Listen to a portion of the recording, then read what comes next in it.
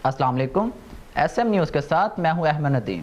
खबरों का सिलसिला बढ़ाते हुए खबर शामिल करते हैं। चूनिया से असिस्टेंट कमिश्नर चूनिया मोहम्मद आमिर भट्ट का चूनिया शाह मीरान कब्रिस्तान का दौरा। सफाई सुथराई के अच्छे इंतजाम होने पर नौजवान लड़कों को शाबाश दी गई। इसी हवाले से मजीद जानते हैं अपने नुमाइंदे इरफान अशरफ से। जी इरफान, बताइएगा क्या तफसीलात हैं आपके पास? जी बिल्कुल। असिस्टेंट कमिश्नर चूनिया मोहम्मद आमिर भट्ट ने चूनिया कदीमी कब्रिस्तान शाह मीरा का विजिट किया। कब्रिस्तान में सफाई सुथराई के अच्छे इक़दाम करने पर नौजवान लड़कों को सराहा और शाबाश दी।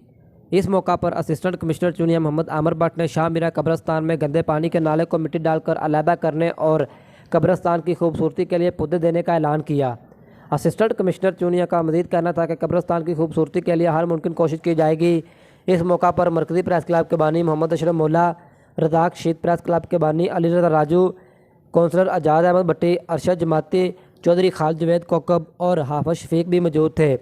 असिस्टेंट कमिश्नर चूनिया मोहम्मद आमिर भट्ट का कहना था कि सफाई सुथराई से न सिर्फ लोगों की सेहत बेहतर होती है बल्कि हमारे ईमान का हिस्सा भी है।